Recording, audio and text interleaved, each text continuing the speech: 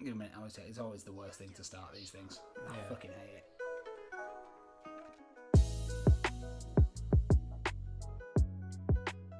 Hello and welcome back to the Back Post. You can't see anyone's face today, and that's because we're doing something a bit different. For start off, it's a Tottenham thing. It doesn't have a title yet. We don't know what it's called, but we do this with a United fan. We do this with a Chelsea fan, and I am interested. We'll do it again, but I'm not interested. I want them gone for a little bit. So if you like Tottenham, this is a Tottenham podcast. We're going to do a short Tottenham podcast. It's going to be about loads of different things. And we're going to be joined by a Tottenham fan, me. But that's not all. We're going to be joined by another Tottenham fan, Ross. Hi, Ross. What an exciting time to be on this podcast. It is an exciting time. Ross has been on some previews. He's lives? He's been on some lives. He's legendary. Not that I meant lives, to be honest. That's what I meant to say. He's Franjo. I'm Franjo. He is. If you've seen our Pro Club series, he is the mighty Franjo. So Sir Franjo, yes. The one and only. Quickly, Ross, why don't you tell people why you're a Tottenham fan? Because it's always a fun story. Well, I don't 100% remember why fully, but my first memories of watching Spurs. I think we lost the League Cup final in 2001. Is one of my earliest Tottenham memories. This feels really weird because I feel like I'm about to tell you why you're a Tottenham fan, but I thought your granddad tried to. Oh, my granddad tried to get me to be an Arsenal fan by watching Tottenham in the. I think we watched the '99 one. I don't remember, but we did watch it, and then we watched the 2001 one as well, where we lost. And I supported Tottenham both times. Oh. Even though I feel like the first time I was in Arsenal pyjamas, supported I Tottenham. I did not know that. Yeah, but to be fair, I was free. Oh, so you're Harry Kane. Yeah, I'm Harry Kane. You're that chubby I'm little kid with dyed red hair. I mean, you're ginger, but with dyed red hair in the Arsenal kit. Apart from I had no choice. Yeah, neither did Harry Kane. So what we're going to do today to start off this series is it's been a really long season. I'm done with it, and that's not in a plastic fan. I'm not supporting Arsenal till Wenger leaves somewhat way. It's just there's nothing to play for now. There's Europa League. We could finish 8th or 5th. Wow, how exciting! Is top 4 officially done now? Then well, I mean, I assumed it was, but bar a miracle, yes. We've got Wolves tomorrow. Right now, I'm personally more excited about, Barnsley getting promoted potentially and Chelsea bottling both finals, which they've just done. They've the just first, against Leicester after thinking they equalised. Very reminiscent of Tottenham City. Wonderful scenes. But no, what we're going to do, we're just going to talk about the season. We've intentionally not kept notes. We're just going to freewheel this, and we're going to talk about what a season it's been, because it has been. It's been a really long season. It has. It's been too long. I think we get into it, but how are there still 3 games left? I don't know. Is there 3? I thought there's 2. 3. Oh fuck! Wolves, Leicester, and Aston Villa. Villa, of course, because that game. So we don't want to go into last season too much, but obviously Mourinho came in.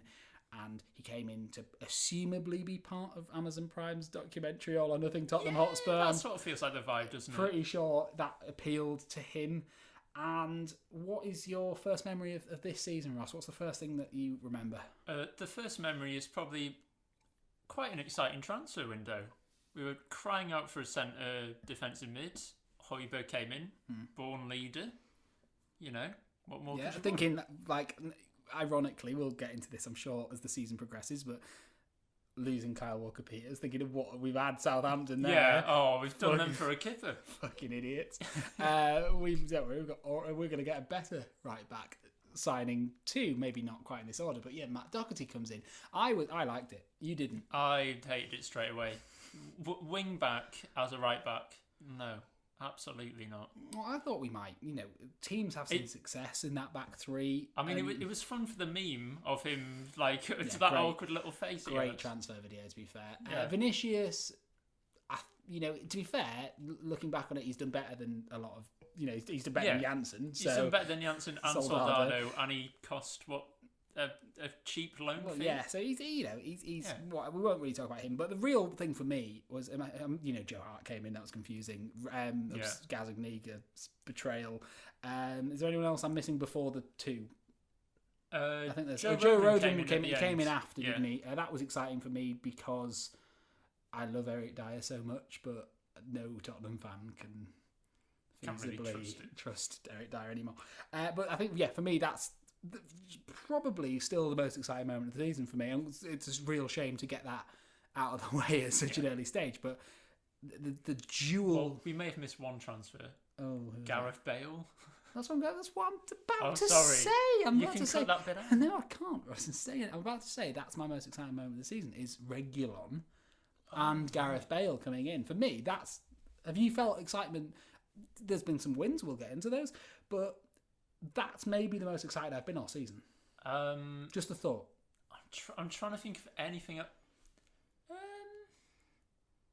Maybe beating City. Maybe beating City is all you can give me. So I'm saying that is my most. Reguilon will get into has not fulfilled that original excitement. Well, it's so weird because he did, and then he got injured. And then you are correct. He's that's been fair. so bad. So the transfer window comes. We've made good signings on top of, last season getting Lo Celso and Ndombele. Yeah. There's hope. Gareth Bale, genuinely, I see a season of Son, Kane and Bale wiping the floor. No, not wiping the floor, but be rivaling the Salah, Mane, you sort of see thing. Bale getting some fitness and then growing into it and firing on all cylinders. cylinders. And as it stands, you've got the backup of, Lucas and Bergwijn can be backup and Dele Alli can be behind that, even though it was the beginning of the end for Dele Alli at that point because Mourinho had already... Jose, But it was exciting. And for a while it was. Despite a terrible start at Everton, where Højbjerg looked like one of the worst signings we've ever made in our history. Yeah, and Doherty was terrible as well. And then with the two new signings, just like, oh, what have we done? What have we done? Aside from that, we go in and we then... I'm sure some other things happen in the meantime, but we quite quickly beat Southampton 5-2 with Son scoring 4 and Kane assisting them all. We then beat United 6-1. Which, I mean, actually, no, that's a highlight of the season for me. What a game! You were busy, were you? I was definitely watching. I thought. I think I was busy. I think I was busy the first half. And then you were busy the first half, and I was texting you like, Ross, I don't know what's going. I do not know what's going on. So and that's where you start to think, hang on, and quite quickly after that, we're top of the league. I mean, Southampton are also top of the league briefly as well, but ignore that. Tottenham Hotspur are top of the league, and for like 3-4 weeks, and Mourinho ball is working. It's good, isn't it? And it's for me, it's down to the players. Yeah, it's really good, and there are some moments where you're. No, that's not fair to say. I was never bored at that point. I wasn't bored by Mourinho. There are moments in the game though where you are you don't like what you're watching, but it's working. Yeah, and I'd be lying if I was saying I was proud when Eric Lamela rolled around and got Martial sent off. But hey, that's football. Bruno Fernandes got a penalty for stamping on a man, and I will never let that go. Yeah. However, Newcastle got a penalty for stamping on Ake yesterday, didn't they? They did, yeah. So the same thing happened. So anyway, the season's looking good. Me and Jay are having chats. We are mocking Adam. Adam, the United fan, is being ripped to shreds by me and Jay. We're discussing who's going to win the league. Tottenham, Chelsea, Liverpool. They're the options. Yeah. City. Get beat like 5-2 by Leicester. They get beat by us. Yeah, this isn't a City podcast. We're not going to talk about City, but City were 8th at Christmas. Yeah, they weren't even in the picture, and it really felt good. And there's results. I remember getting a last minute winner at West Brom with a little flicks header from Kane. Things are good. It's a good time, and on the horizon, as Tottenham always seem to have. I mean, most teams seem to have this, but we have a run in, don't we? It's City, followed by Chelsea, followed by Arsenal, followed by Liverpool, followed by Leicester. and you're like, right, okay. And that starts off so well. We beat City 2-1, 2-0. 2-0. 2-0. Yeah. We then draw against Chelsea 0-0. Admittedly, they probably should have won that, but hey, it's a draw against our title rivals at the time. And it's Arsenal with... I mean, maybe that's one of the highlights. Well, that is one of the highlights, obviously. But maybe that is two wonderful great goals. Yeah. And not even for Kane's goal necessarily, but just Partey's. It needs to be said. Partey getting shoved onto the field. It's perfect. And things are looking up. And then I said this to Ross before. The Liverpool, we then don't. Things go badly. We lose to Liverpool. We lose to Leicester. And I'm convinced, I know it's not, but I'm convinced that the two Liverpool games happened like the day after each other. It feels like they were so close together. It was so close. And there was, I still don't think we would have sustained a title charge. Yeah. But Bergwijn could have scored, was it 3 or 2? Definitely 2, maybe 3 against Liverpool. At 1-1. Yes. He's through on goal. Does he hit the post, or does he just miss? Does he drag it wide, or is it both?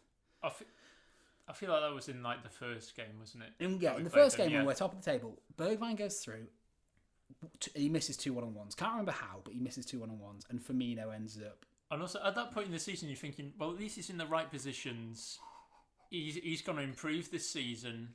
Yeah, just a bit more game time. He just needs a bit more time. Just someone to have a bit of faith in him. Yeah, that doesn't happen. And Firmino gets the winner. Then we lose to Leicester. Then we play Liverpool again. And the only thing I remember about that game is Alexander-Arnold scoring. Højbjerg scores a screamer. Oh my God, he does. That is a highlight. Yeah, there's a little sidey snippet. They absolutely batter us in the first half 1-0 up, and then we score a screamer, and it's like, oh, we're in here, and then they just batter us. Yeah, no, I completely forgot about that Højbjerg goal. Tottenham loves a centre mid screamer against Liverpool, don't they? Although, speaking of, how many screamers have we scored this season in such a bad season? No, I mean, it's been... Like, there's the Winks one that he scored by accident. Yeah. There's the Dele Baisi. Yeah, there's the... I mean, there's other goals that we'll come on to. Yeah, sure, I mean, that's the one thing. When you speak about the Dele Baisi and the Winks goal, on top of this, we've got this Europa League trudge.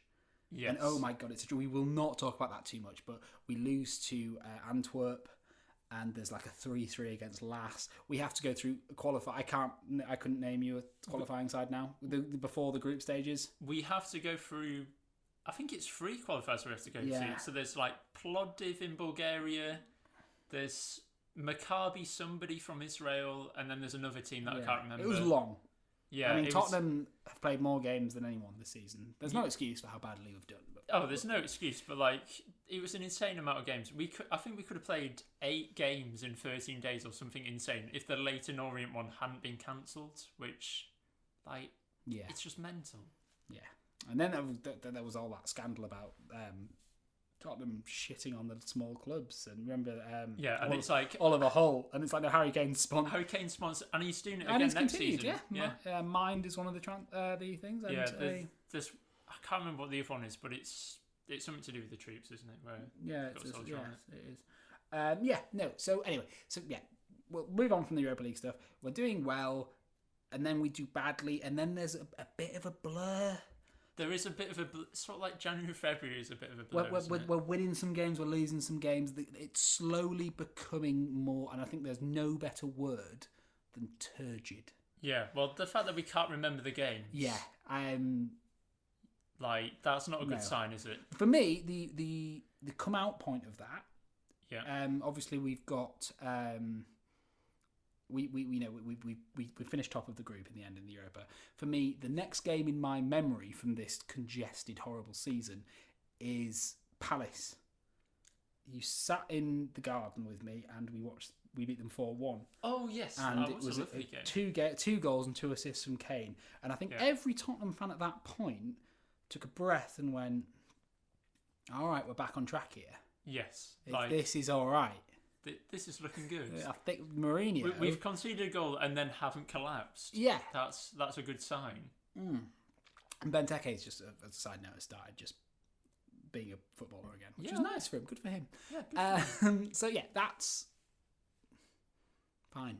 But then it doesn't go. I can't. There's games after that, and it goes downhill quite quickly again. Yeah. We get through Wolfsberger with some lovely goals. With some really lovely goals. It's a good time. But also it's Wolfsberger. We then, there's the Premier League is currently hit and miss. This is around the time we lose to Arsenal. Well, there's a lot of 1-1 draws in between where we go. Oh God! Well, we go Wolves, 1-0 up. Head one There's home. Wolves. There's the Fulham one where there's a stat that I think Fulham have lost the last 25 games where they've conceded first, apart from one draw, and that's obviously Tottenham. I mean, I don't want to go back to the season too much here, but I think it is important to say, because we could have spoken about this at the start, the amount of the West Ham bottle. Yes, 3-0 up West Ham. The Newcastle Eric Dyer handball.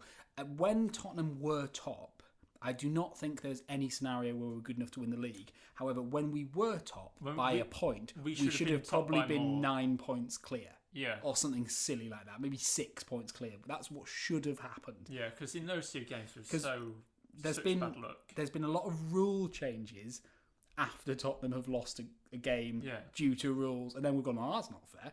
Which is annoying. But then also, no one can blame... We can only blame ourselves from the West Ham result, but also... shouldn't have happened. Especially not with Mourinho in charge. That's the whole fucking point. So even at 3-2, Lanzini with a strike from the gods.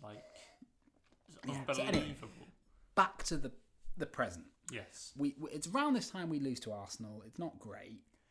We lose to Arsenal, but it's because we set up wrong. Yeah. It's very clear that the tactics are wrong as well, in terms of he sets up to defend, but then also starts Bale, which that's not what you start Bale for. No, and that's been the issue with Bale all season is knowing when to use him. And I did see a good point the other day where if we do bring him next season, which I'm not sure we should, I would like it. I would take it. He's Gareth Bale. Yeah. Someone said but he's only scoring against the shit teams. Well, yeah, that's fine. Yeah, that's sort of what you need. Let's keep that. If he scores a hat trick against all the promoted teams, fuck it. Let's have that. Don't play him against Chelsea and Man United if you don't want. But brilliant. And then I've been putting it off. Yeah. We get to arguably the worst moment in the the worst moment in the season. Arguably. The worst Tottenham moment in about maybe 20 years. Maybe that's a bit of a stretch. I can't think of a worse moment. There's been Europa League disappointments. Me and Ross will at some point talk about the Benfica game. Not on this podcast, but I will not say any more on that. But that's my favourite Tottenham game of all time. The glorious defeat to Benfica. A fun defeat. But I remember finishing the first leg against Dynamo Zagreb, and my fan cam is titled "One Foot in the Door." And why shouldn't it be titled? Well, also with that game 2-0, it should have been about 5 as well. We absolutely. I had absolutely every right to think that we were getting through that stage. Yeah, absolutely. And then I know it's Orsic. I was about to say Danny Olmo happened. Danny Olmo didn't happen. No. He happened briefly in the cup final yesterday, but for a 4-1. Orsic happened, and I mean, a good player, but also, yeah, also just happen. To watch a crumble, and genuinely, there's a save in the 93rd minute. No, because it gets taken to extra time, doesn't it? Yeah, there's an amazing save in extra time. There's an from amazing them as well. save from them in extra time, and for me, I haven't been that angry at the football in a very long time. I've been upset and disheartened at the football, but I've never been angrier at a Tottenham game. At least the worst results I can think of were at least when we were bad. Yeah, when that's exactly right.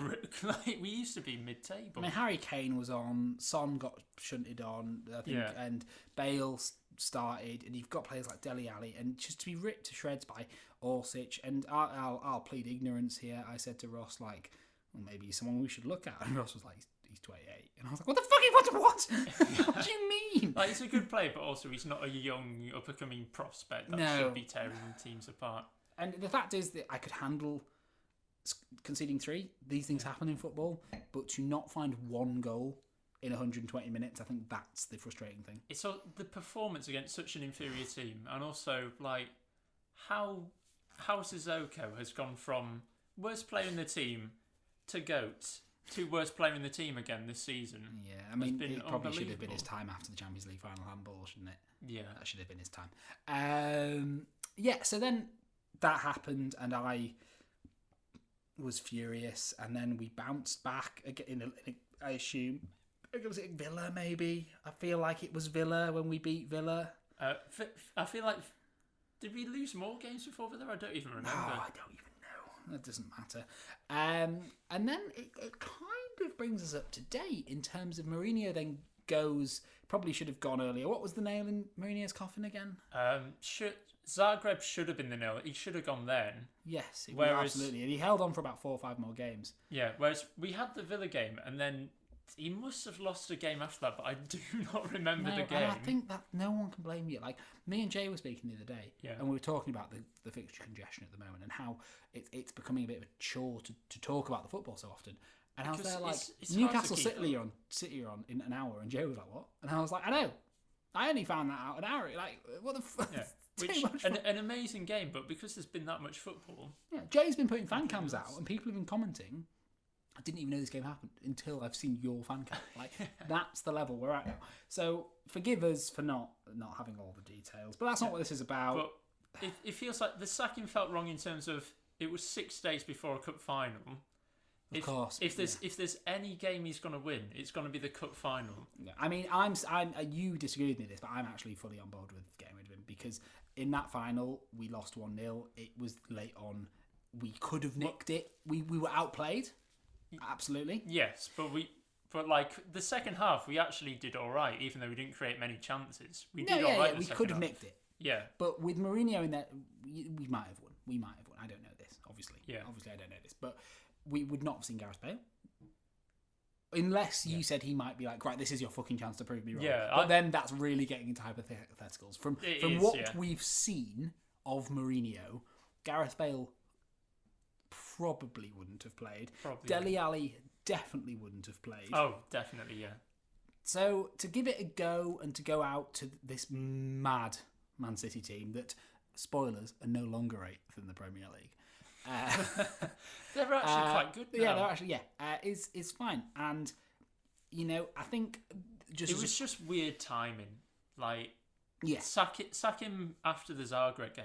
Yeah, and there will be a point I make actually just at the end of this because it's one of those what could have been. But yeah, so Mourinho's gone, Mason's in, and suddenly, you know, we're kind of up to date in terms of where we are with Ryan Mason now. He's got 3 games left. I think it's like 10 days. These 3 games we played in. Yeah. Like, it's really close to the end now. And for me, he's done the right thing. He's brought Tottenham back to being an attacking force. There is this Tottenham way, whatever you may think of it. After the League Cup final defeat, usually after a cup final defeat, you're good. But after we lost the game, I just thought, well, thank God Mourinho's gone. No, yeah, we both said that, didn't we? It just lifted a cloud off the club. And, you know, to have Bale and to have Ali back is great. And on the surface of things, I was there like, this is mint because at least we're attacking and playing that sort of football now. It's been a few weeks since then. Yeah. And now I'm... Obviously, you can't have a go at Ryan Mason. He's 29. Yeah. And also, they've clearly gone for the easy option of the wholesome club staff. There's Ryan Mason, 29. You know, he's one of our own. There's Ledley King on the staff. There's Michel Vaughan for some reason back. You're searching for Chris Powell's name, aren't you? No, I was coming to Chris Powell because he's got the qualifications compared to Ryan Mason. And, you know, it's wholesome that he's part of the staff because he's a lifelong Tottenham fan. But also, he's managed Charlton. He's managed Southend. He is a club manager. He's got his licences, and yet the club have picked Ryan Mason instead. Yeah, I hadn't actually thought of that at all. But you are right to bring that up, and we did debate whether to speak about this. But also, it's probably quite a good thing to speak about it because you're right. Like, why was Ryan Mason picked? My only benefit of the doubt of that would be that Ryan Mason was the under-23 manager. Right. So as a manager promotion, just like, you know, Pirlo at Juventus, Yeah, the manager down has come up. You know, you are the next in technically the under-23, and the assistant manager is the next in line, but the assistant manager normally goes with the manager. So then the next manager is the under-23 manager. But I think it is important to, you know, state would Chris Powell be the manager if he was white? And I don't think we should not say that. I think you're correct, right? Yeah. Like, look at Darren Moore. Yeah, when he got sacked from West Brom in the playoffs. Like, is he the only black manager we've had in the Premier League? Chris Hughton. Chris Hughton, of course. Chris Hughton. So it's a very valid point, and I don't think we have any more to add to it. Yeah, plus we don't know what goes on behind the scenes. He might have been offered the job. He might have gone, fuck this awful fucking team. I don't want anything to do with it. No. You want to chuck someone under the bus. You chuck Ryan Mason under the bus, and the club went, oh, fucking okay. Also, I'm a lifelong Tottenham fan. If Levy had offered me the job, I'd have said, fuck no. Absolutely not. No. Yeah. So we're getting to the end, and I think right now, while we can't blame Ryan Mason for some of the decisions because we know he's inexperienced. That's the whole point. Yeah. There were things, as much as it was right to go, there was things that worked under Mourinho. Joe Rodon seems like a very good centre-back. Absolutely. Especially, I'm sorry, Eric Dyer, if we put him next to Eric Dyer. Yeah. Mora, I like Ali. I know Ali's one of your favourite Tottenham players, and you love him. But Luke, Mora's arguably one of our... Obviously, Kane and Son are the best players at our club, but in terms of player of the season, when you think of not the big names... Yeah, but in that position... Yeah. In that position, the energy...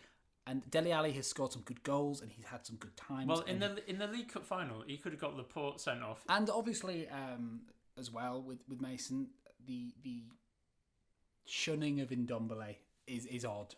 Yeah, also for a very unfit Lo Celso. Yes, no, yeah, exactly. And he probably had the best chance of the final, but to not bring Ndombele on and admit to bring Sissoko on instead. Yes, but Ndombele, as much as sometimes he's hit and miss, is one of the most exciting things about Tottenham. Yeah, it's especially the start of the season when he was in that cam role. It was unbelievable. The Sheffield goal. The Sheffield United goal. Oh my god, that's another worldie we've had this season. So yeah, we're coming to the end. We've got 3 games left. They're going to be under Ryan Mason. Win, lose or draw, like you said, we'll finish 5th to 8th. Yeah, it's not great. Are you looking forward to next season? Do you think we can get better, or do you think it's going to be a difficult few years? Well, I'm looking forward to the future in terms of I think we will get better because I don't think we can get any worse than we got under the end of Mourinho. I hope to God we don't. But it's not going to be. We're not going to be where Pochettino's peak Tottenham were next season. That's just not going to happen. But the painful rebuild has to start. Has it not started though? That is exciting. Well, since Pochettino said painful rebuild, we've got Ndombele, Lo Celso, Sessegnon, Rodon. We did get a few of those players under after he said painful rebuild. It was after the Champions League final. He said the first painful rebuild. Yes, but he wasn't given the chance to do it. Mourinho was the gamble of get this squad over the line. It hasn't worked because, of course, it hasn't. We've got a midfield that sometimes contains Sissoko and Winks. Yeah. And one thing is, players like that, maybe not Sissoko, but Winks, he like you said, if he goes to Spain. Yeah, like Winks in, I don't know, the Villarreal team would be unbelievable. Yeah, we like we said, we'll speak about this another time, but we don't know what next. We can't be positive about next season or negative about next season. Well, I think until you've we always know got to be positive anyway for a new season. Absolutely. Okay, let me rephrase that. We can't comment on next season because we don't know the direction. We don't know the manager. We don't know the players. Is Harry Kane going to be at Tottenham? Is Bale going to come back? Are we going to just fuck off Son? Is Lloris going to go, you know what? Pochettino loves me and the PSG is waiting. And Navas is going to be like, no, but I'm better. Shut up, Navas. We don't know. But all we can say is, we'll finish with a question, Ross. So I think we can firmly say that both of our biggest low of the season was Zagreb. Oh, that's the biggest low of almost my entire And life. what's your biggest high? Biggest high, I'd say 6-1 against United. 6-1 against United. Mine's personally the signing of Gareth Bale and Reguilon, because I genuinely was filled with such glorious hope. Yeah. But hey, it didn't happen, and it never does. Don't say it never does. Okay, so it's difficult to end this podcast because if you're a Tottenham fan, you know, like, there's no point discussing your best players. We know it's Kane and Son. Yeah. We know who the worst ones are. Let's not bother naming them. But, you know, Lloris has had a pretty decent season, all things considered. Like, we know these things. Yeah. So instead, Ross, all I'm going to ask you to do is, out of 10, rate the season. What's this season? What's this season been? In two halves, it would probably be an 8 and a 4, so I'd say 6 overall. 6. Okay. I think a 6 implies that it was an above average season. And for where Tottenham are now, a 5 seems generous. Because a 5 for me is bang average. Right, but 6 would be bang average for me. Okay, so fair. I say 5 but I'm not Lequip, or what they're called, where they do the harsh ratings. I do. So for me, I think we've had a 5. Admittedly, there's been some really... I think a 6. No, because I don't know, a 6... It's difficult, isn't it? 5.5? 5.5. Tottenham, you've been a 5.5 this season, you little shit. No, but honestly, I hope you enjoyed mine and Ross's first look back over Tottenham. We're going to try and talk about more things Tottenham. We're going to this channel needs a bit more of Tottenham. Thank you, every Chelsea fan. Not that there'll be any listening at this point that follows us, but Tottenham, fucking come on, you Spurs. Fuck off, Chelsea. Fuck off, United. I don't give a shit. And just because it might get some likes, fuck off Arsenal and fuck off Leeds. Because honestly, I slagged off Leeds the other day and I did not fucking hear the end of it. So come on, you Spurs, and tell your dad. And thank you for watching this new Back Post thing. Cheers, man. Cheers.